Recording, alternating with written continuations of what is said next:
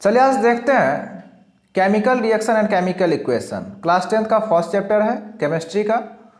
जो मेरे चैनल पर नए हैं, चैनल को लाइक कीजिए, शेयर कीजिए, सब्सक्राइब कीजिए ताकि आप लोग को एग्जाम से रिलेटेड न्यू वीडियोस मिलते रहें। देखिए आज हम लोग जो है केमिकल रिएक्शन और केमिकल इक्वेशन से कुछ ऑब्जेक्टिव क्वेश्चन देखेंगे, क्योंकि बिहार बोर्ड में जो है 50 मार्क्स का ऑब्जेक्टिव टाइप क्वेश्चन पूछे जाते हैं, तो ऑब्जेक्टिव पढ़ना भी जरूरी आप लोग के लिए हो गया है।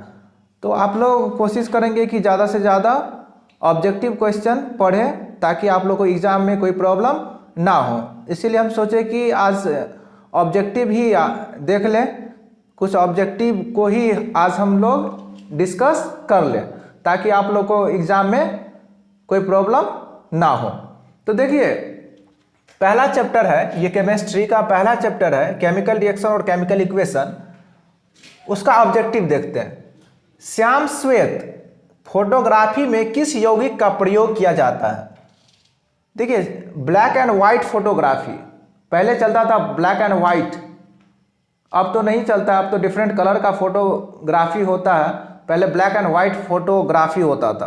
तो ब्लैक एंड वाइट फोटोग्राफी में किस यौगिक का प्रयोग किया जाता है? तो देखिए सिल्वर ब्रोमाइड का प्रयोग किया जाता है। याद रखेंगे, जो भी क्वेश्चन अभी पढ़ा रहे हैं एग्जाम पॉइंट ऑफ व्यू से काफ़ी इंपॉर्टेंट है। आप लोग कॉपी में नोट करेंगे ताकि आप लोग बार बार इसको रिवाइज कर सकें। सिल्वर ब्रोमाइड का यूज किया जाता है फोटोग्राफी में। श्वसन कैसी अभिक्रिया है? तो देखिए श्वसन जो है ऊष्माक्षेपी अभिक्रिया है। थोड़ा समझ भी लीजिए ऊष्माक्षेपी अभिक्रिया कैसे है।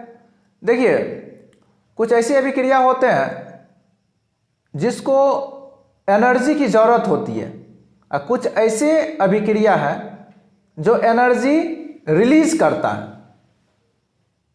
तो श्वसन में जो है हमारे शरीर के अंदर जो श्वसन की अभिक्रिया होती है उसमें एनर्जी रिलीज होता है ताकि बॉडी को एनर्जी मिल सके।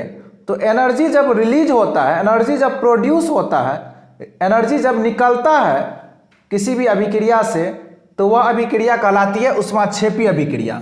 और जिस अभिक्रिया में एनर्जी की रिक्वायरमेंट होती है, मतलब एनर्जी की जरूरत होती है अभिक्रिया को फुलफिल होने के लिए, तो उसको कहते हैं ऊष्माशोषी अभिक्रिया। इसमें जरूरत है, इसमें जरूरत नहीं है, ये रिलीज करता है। तो श्वसन कैसी अभिक्रिया है? ऊष्माक्षेपी अभिक्रिया है, क्योंकि श्वसन के कारण ही हमारे बॉडी को क्या मिलता है? एनर्जी मिलता है। और श्वसन एक ऐसी अभिक्रिया है जो एनर्जी रिलीज करता है। बिना बुझा हुआ चूना का रासायनिक नाम क्या है? देखिए बिना बुझा हुआ चूना कैल्शियम ऑक्साइड। बार बार क्वेश्चन पूछे जाते हैं, बिना बुझा हुआ चूना और बुझा हुआ चूना, इसका CaO होता है, CaO calcium oxide. Calcium oxide को बिना बुझा हुआ चूना कहते हैं। और जैसे ही पानी के साथ मिलाते हैं तो वह बुझा हुआ चूना हो जाता है। तो ऑप्शन में है calcium oxide, calcium, calcium hydroxide, carbonate. तो कैल्शियम ऑक्साइड कहते हैं बुझा हुआ चूना को। अब देखिए यहां बिना है, बिना बुझा हुआ चूना, इसमें आ गया बुझा हुआ चूना। तो बुझा हुआ चूना को इंग्लिश में स्लेक्ट लाइम कहते हैं, इसको इंग्लिश में क्विक लाइम कहते हैं। ये क्विक लाइम है, quick lime, QUIC, quick lime. तो क्विक लाइम को क्या कहते हैं? कैल्शियम ऑक्साइड भी कहते हैं, कैल्शियम ऑक्साइड। तो बिना बुझा हुआ चूना का रासायनिक नाम क्या है? Calcium oxide. और बुझा हुआ चूना का रासायनिक नाम क्या है? Calcium hydroxide. Option C, option C में टिक लगाएंगे, CaOH का होल 2, इसका फॉर्मूला होता है CaOH का होल 2। बुझा हुआ चूना समझते हैं किसको कहते हैं? जैसे घर में पोतने के लिए रंग के लिए देखते होंगे क्या कि चूना और पानी से दीवार को पेंट किया जाता है। तो चूना जो मार्केट से मंगाया जाता है तो वह रहता है वह बिना बुझा हुआ चूना, जिसको कहते हैं कैल्शियम ऑक्साइड। और जैसे ही पानी में डालते हैं उसको तो खौलने लगता है, खौलने के बाद वह बुझ जाता है, तो वह हो जाता है बुझा हुआ चूना। तो बुझा हुआ चूना का रासायनिक नाम कैल्शियम हाइड्रोक्साइड। जैसे ही कैल्शियम ऑक्साइड को पानी के साथ मिलाएंगे तो वह कैल्शियम हाइड्रोक्साइड बन जाएगा, CaOH का होल 2। चिप्स बनाने वाले चिप्स की थैली में कौन सी गैस भरते हैं ताकि इसका उपचयन ना हो सके? देखिए चिप्स सब देखे होंगे, चिप्स कुरकुरे ये सब में हवा भरा होता है, तो कौन सा गैस भरा होता है? गैस भरा होता है उसमें कौन सा? उसमें नाइट्रोजन गैस भरा होता है ताकि वह खराब नहीं हो। देखिए जितना भी चिप्स वाला कुरकुरे वाला पैकेट आता है सब में से ऑक्सीजन गैस निकाल दिया जाता है, क्योंकि ऑक्सीजन गैस रहेगा तो वह खराब हो जाएगा, स्मेल उसका खराब आने लगेगा, वह तुरंत रिएक्ट कर जाएगा उससे, क्योंकि ऑक्सीजन सक्रिय गैस है, तुरंत कुरकुरे चिप्स के साथ वह रिएक्ट हो जाएगा, रिएक्ट होकर के क्या कर देगा? उसका स्मेल को खराब कर देगा, वह हम लोग को कुछ दिन के बाद खराब लगने लगेगा। लेकिन उसमें अगर नाइट्रोजन भर देते हैं, चिप्स कुरकुरे वाले पैकेट में अगर नाइट्रोजन डाल देते हैं तो वह खराब नहीं होता है, उसको चिप्स को ऑक्सीजन से संयोग नहीं होने देता है, ऑक्सीजन को भगा करके रखता है नाइट्रोजन की, भागो तुम यहां से, हम तुमको नहीं आने देंगे। नाइट्रोजन क्या करता है? ऑक्सीजन को आने नहीं देता है, चिप्स को ऑक्सीजन से दूर रखता है। तो nitrogen, option A is correct. देखिए संक्षारण के कारण लोहे पर किस रंग की परत चढ़ जाती है? संक्षारण किसको कहते हैं? जंग लगने को। लोहा पर देखते होंगे जंग लग जाता है, आप लोहा को मार्केट से लाइए खरीद करके, 1 महीना छोड़ दीजिए, 10 दिन छोड़ दीजिए तो उस पर जंग लग जाएगा। तो जंग जो लग जाता है तो जंग का कलर क्या होता है? लोहा पर जो जंग लगता है उसका कलर होता है लाल भूरा होता है, लाल भूरा। लोहे पर जो जंग लग जाता है उसका रंग कैसा होता है? लाल भूरा। जब मैग्नीशियम रिबन को वायु में जलाया जाता है, मैग्नीशियम रिबन को अगर वायु में जलाया जाता है तो किस प्रकार की अभिक्रिया होती है? देखिए मैग्नीशियम रिबन को वायु में जो जलाइएगा तो वह एक संयोजन अभिक्रिया है, संयोजन। देखिए मैग्नीशियम रिबन जो है Mg प्लस O2 तो क्या बन जाएगा? MgO। मैग्नीशियम ऑक्सीजन से, वायु मतलब क्या? ऑक्सीजन से संयोग करेगा तो क्या बनाएगा? Magnesium oxide. तब जब 2 या 2 से अधिक एटम या फिर मॉलिक्यूल, 2 या 2 से अधिक परमाणु या अणु मिलते हैं तो यौगिक का निर्माण होता है, तो वह अभिक्रिया कहलाती है संयोजन अभिक्रिया, संयोजन। डी ऑप्शन करेक्ट है, ऑप्शन डी लगा लीजिएगा। जब 2 या 2 से अधिक अणु या परमाणु मिलते हैं तो एक यौगिक का निर्माण होता है, सिंगल यौगिक का, तो उसको कहते हैं संयोजन अभिक्रिया। तो मैग्नीशियम ऑक्सीजन के साथ संयोग करता है, मतलब जलाता है, जलाया जाता है, तो वह अभिक्रिया संयोजन अभिक्रिया कहलाती है। जल बनाने के लिए ऑक्सीजन गैस के साथ हाइड्रोजन गैस का अभिक्रिया कराया जाता है, यह अभिक्रिया है। देखिए जल जो बनता है तो ऑक्सीजन को किसके साथ मिलाया जाता है? हाइड्रोजन से। तो O2 प्लस H2O क्या बन जाएगा? जल बन जाएगा, H2O। ऑक्सीजन हाइड्रोजन से रिएक्ट करेगा, ऑक्सीजन हाइड्रोजन से संयोग करेगा तो जल बनता है। तो फिर देखिए ये दो अणु जो है मिल करके क्या बना है? एक यौगिक का निर्माण किया है। तो जब 2 अणु मिलकर के एक यौगिक का निर्माण करेगा तो वह कहलाता है संयोजन अभिक्रिया, संयोजन। ऑप्शन ए इज करेक्ट, लगा लीजिए संयोजन अभिक्रिया, ऑप्शन ए। निम्नलिखित में से किस नियम के आधार पर रासायनिक समीकरण को संतुलित किया जाता है? देखिए रासायनिक समीकरण को संतुलित करना भी जरूरी है, क्योंकि ऊर्जा संरक्षण का सिद्धांत कहता है कि ना हम एनर्जी को क्रिएट कर सकते हैं ना डिस्ट्रॉय कर सकते हैं। क्रिएट मतलब क्या होता है? ना ही उत्पन्न कर सकते हैं ना ही मिटा सकते हैं। तो रासायनिक समीकरण को जो संतुलित किया जाता है वह द्रव्यमान संरक्षण सिद्धांत का नियम है। द्रव्यमान संरक्षण का सिद्धांत कहलाता है वह किसी भी रासायनिक समीकरण को अगर हम लोग संतुलित करते हैं तो वह नियम क्या कहलाता है? द्रव्यमान संरक्षण का सिद्धांत। जैसे H2 प्लस O2 इसको क्या करेंगे? संतुलित करेंगे। इसमें हाइड्रोजन 2 है और ऑक्सीजन 1 है, इधर ऑक्सीजन 2 है, इधर भी ऑक्सीजन 2 बनाएंगे तो यहाँ 2 लगा देंगे तो ऑक्सीजन 2 हो गया, हाइड्रोजन 4 हो गया, तो यहाँ भी 2 लगा दीजिए। तो यही जो संतुलित करते हैं यह किस पर आधारित है? द्रव्यमान संरक्षण का सिद्धांत पर आधारित है। नाइट्रोजन डाइऑक्साइड का धुआं किस रंग का होता है? देखिए कार सब जो चलता है, कार बस गाड़ी ये सब जो चलता है तो उसमें पेट्रोल खपत होता है, पेट्रोल की जरूरत होती है चलने के लिए। पेट्रोल डीजल पर जो भी गाड़ी चलता है तो वह नाइट्रोजन डाइऑक्साइड निकालता है, मतलब रिलीज होता है। नाइट्रोजन डाइऑक्साइड गैस रिलीज होता है, तो उसका रंग क्या होगा? नाइट्रोजन डाइऑक्साइड का रंग क्या होता है? भूरा रंग का हो जाता है, भूरा रंग का। नाइट्रोजन डाइऑक्साइड जो रिलीज होता है, किससे रिलीज होता है? कार बस से। कार बस से जो धुआं निकलता है उसी में रहता है नाइट्रोजन डाइऑक्साइड। उसका रंग कैसा होता है? भूरा होता है। तो आप लोग जो है इसको याद रखिए। चलिए अब देखते हैं कुछ और क्वेश्चन। निम्नलिखित में से कौन सी प्रक्रिया में रासायनिक अभिक्रिया नहीं होती है? देखिए आपको 4 ऑप्शन दिया हुआ है और पूछ दिया कि बताइए इसमें से किस में रासायनिक अभिक्रिया नहीं होती है। तो देखिए रासायनिक अभिक्रिया किस में नहीं होती है?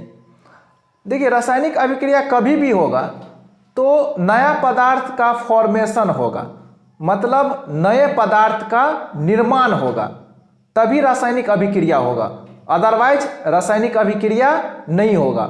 तो चारों ऑप्शन में से देखिए कि किस में नए पदार्थ का निर्माण हो रहा है, तो वह रासायनिक अभिक्रिया होगा। और जिसमें नए पदार्थ का निर्माण नहीं होगा वह रासायनिक अभिक्रिया नहीं होता है, वह भौतिक अभिक्रिया होती है। टोटल 2 अभिक्रिया होती है, भौतिक अभिक्रिया और रासायनिक अभिक्रिया। जिसमें नए पदार्थ का निर्माण नहीं होता है उसको कहते हैं भौतिक अभिक्रिया, और जिसमें नए पदार्थ का निर्माण होता है उसको कहते हैं रासायनिक अभिक्रिया। तो देखिए पहला है गर्म करने पर मोम का पिघलना। तो मोम का पिघलना, मोम जो पिघल रहा है तो फिर से आप उसको मोम बना सकते हैं। मोम अगर पिघल रहा है तो फिर से वह मोम ही बन रहा है, गर्म होने के बाद वह मोम ही बन रहा है। तो यह रासायनिक अभिक्रिया नहीं है, यह भौतिक अभिक्रिया है। गर्म करने पर मोम का जलना, अब देखिए मोम जल रहा है, तो जल रहा है तो मतलब क्या? जलने के बाद वह नए पदार्थ का निर्माण कर रहा है, जैसे कि लाइट दे रहा है, गर्मी दे रहा है, तो नए पदार्थ का निर्माण हो रहा है कि नहीं हो रहा है? हो रहा है, तो यह रासायनिक अभिक्रिया है। भोजन का पचना, खाना जब एक बार पेट में पच जाता है, जब हम लोग खाना खाते हैं वह पच जाता है, तो फिर से उसको आप उसी रूप में ला सकते हैं क्या? नहीं ला सकते हैं। तो नए पदार्थ का निर्माण हुआ कि नहीं हुआ? हुआ। तो ये भोजन का पचना रासायनिक अभिक्रिया है। फलों का पकना, अब देखिए आम, जैसे आम है, आम पक जाएगा तो फिर से आप उसको कच्चा बना सकते हैं क्या? नहीं बना सकते हैं। तो ये रासायनिक अभिक्रिया है। तो बहुत सारे ऐसे रासायनिक अभिक्रिया हैं, याद रखिए, जैसे कि पेपर का जलना, लकड़ी का जलना, उसके बाद कोयले का जलना, लोहे में जंग लगना, ये सब रासायनिक अभिक्रिया है, क्योंकि जलने के बाद, जंग लगने के बाद नए पदार्थ का निर्माण होता है। तो पूछ रहा है कि रासायनिक अभिक्रिया नहीं है, तो गर्म करने पर मोम का पिघलना, ये ए नंबर ऑप्शन होगा। ए नंबर ऑप्शन जो है ये आपका रासायनिक अभिक्रिया नहीं है। उस अभिक्रिया का क्या नाम है जिसमें एक पदार्थ का ऑक्सीकरण और दूसरा पदार्थ का अवकरण होता है? तो देखिए ऑक्सीकरण और अवकरण दोनों साथ साथ होता है। तो जहां ऑक्सीकरण और अवकरण दोनों होगा वह अभिक्रिया रेडॉक्स अभिक्रिया कहलाएगा। Redox, option D is correct, redox अभिक्रिया। तो देखिए ये अभिक्रिया हो जाएगा जहां आपको ऑक्सीकरण और अवकरण दोनों मिल जाए, ऑक्सीकरण और अवकरण दोनों हो, तो उस अभिक्रिया को कहते हैं रेडॉक्स रिएक्शन, रेडॉक्स अभिक्रिया। संक्षारण के कारण चांदी पर किस रंग की परत चढ़ जाती है? अब देखिए चांदी का जो ज्वेलरी सब आता है, तो चांदी का देखते होइएगा कि लेडी सब पहनती है तो कुछ दिन के बाद वह काला धब्बा आ जाता है उस पर, फिर हम लोग उसको चमकाने के लिए सोनार के पास ले जाते हैं। तो चांदी पहनने के बाद जो है उस पर काला धब्बा आ जाता है, तो वही जो है संक्षारण कराता है। संक्षारण मतलब जंग लगना। तो चांदी पर जो धब्बा आता है वह किस रंग का होता है? तो काली रंग का होता है, काली रंग का। चांदी जो है लेडी सब, लड़की सब पहनती है, चांदी का पायल, चांदी का झुमका, चांदी का गला में। तो ये सब जो है जैसे ही 2-4 महीना 6 महीना हो जाता है पहनते हुए, तो वह उस पर धब्बा आ जाता है काला रंग का। देखते होंगे आप लोग। जब मैग्नीशियम रिबन को वायु में जलाया जाता है, जब मैग्नीशियम मतलब Mg को जब जलाएंगे तो मैग्नीशियम ऑक्साइड बन जाएगा। अब कह रहा है मैग्नीशियम ऑक्साइड जो बन जाता है यह राख कहलाता, राख। जैसे आप पेपर को जलाते हैं तो राख नहीं बन जाता, राख। उसी तरह से वह राख बन जाता है मैग्नीशियम ऑक्साइड। मैग्नीशियम रिबन होता है, मार्केट में मिलता है। मैग्नीशियम रिबन को जैसे ही जलाइएगा ना तो मैग्नीशियम ऑक्साइड बन जाता है। तो मैग्नीशियम ऑक्साइड एक राख है, राख सफेद रंग का हो जाता है, सफेद। Option C is correct. सफेद रंग का राख होता है, सफेद। उस अभिक्रिया का क्या नाम है जिसमें अधिक सक्रिय तत्व का कम सक्रिय तत्व को किसी यौगिक से विस्थापित कर दे? देखिए वह अभिक्रिया कौन सी अभिक्रिया होती है जिसमें अधिक सक्रिय तत्व, मतलब ऐसे तत्व जो काफी सक्रिय है, काफी ज्यादा सक्रिय है, वह कम सक्रिय वाले तत्व को विस्थापित कर देता है, हटा देता है। जैसे कि मैग्नीशियम ले लीजिए प्लस CuSO4। तो देखिए मैग्नीशियम जो है ये कॉपर से, Cu कॉपर होता है, कॉपर से ज्यादा सक्रिय होता है। ये मैग्नीशियम जो है कॉपर से बहुत ज्यादा सक्रिय होता है। तो ये जो है इसको हटा देगा, बना लेगा। जब इस दोनों को रिएक्ट करेंगे, दोनों का संयोग करेंगे तो बन जाएगा MgSO4 प्लस Cu। तो यही जो है अधिक सक्रिय वाला कम सक्रिय वाले को विस्थापित कर देता है। इस अभिक्रिया को कहते हैं विस्थापन अभिक्रिया। ऑप्शन ए इज करेक्ट, विस्थापन अभिक्रिया। इस अभिक्रिया को कौन सा अभिक्रिया कहेंगे? विस्थापन अभिक्रिया। चलिए कुछ और क्वेश्चन देखते हैं। आप लोग जो है कॉपी में नोट करते जाइए ताकि आप लोग जो है बार बार इसको रिवाइज करते रहें और दोस्तों में भी वीडियो को शेयर करते रहें ताकि आप लोग के दोस्तों को भी जानकारी मिल सके, वह भी जो है लाभ उठा सके। देखिए संक्षारण के कारण तांबे पर किस रंग की परत चढ़ जाती है? संक्षारण मतलब जंग लगना होता है। जंग लगने के कारण, जंग लगना संक्षारण कहलाता है।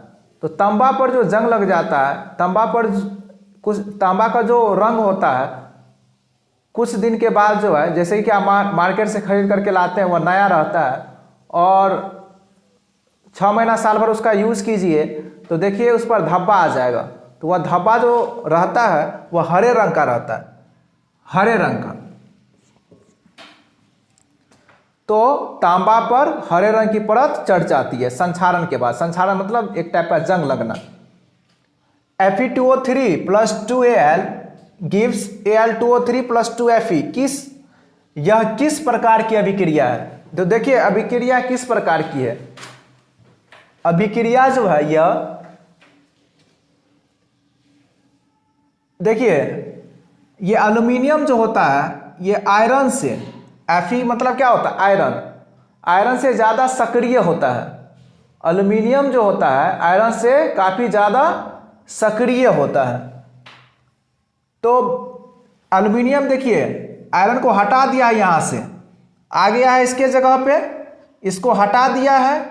जब हटा देगा तो क्या बन जाएगा? Al2O3। वहाँ देखिए Al2O3 आयरन को हटा दिया है, आयरन को बाहर कर दिया है, आयरन को बाहर कर दिया है और एल्यूमिनियम किसके पास आ गया है? ऑक्सीजन के पास आ गया है। तो जब कभी भी कोई भी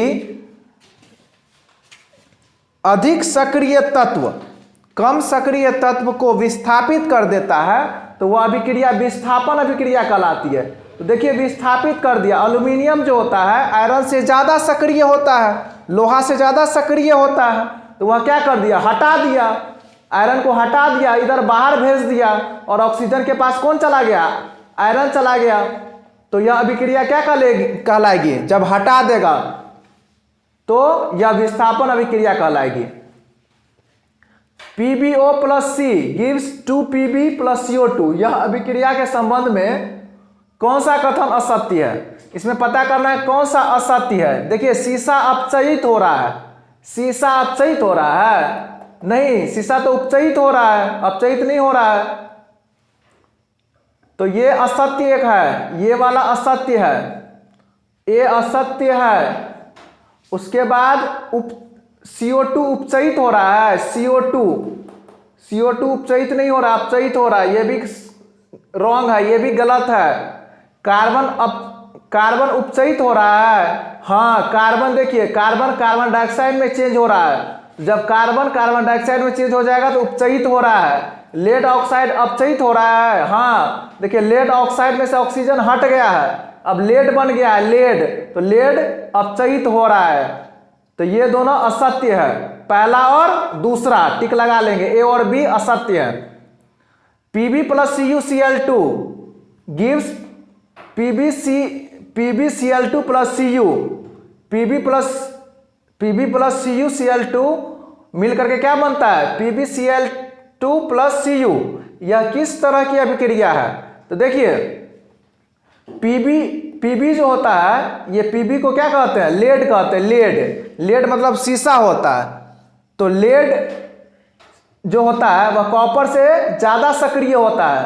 तो देखिए लेड जो है कॉपर को हटा दिया है, इसको बोला कि तुम साइड लग जाओ, देखिए साइड लगा दिया, हटा दिया, इधर चलो तुम भाग जाओ यहां से, और ये आकर के इसके साथ मिल करके क्या बना लिया है? लेड क्लोराइड बना लिया है।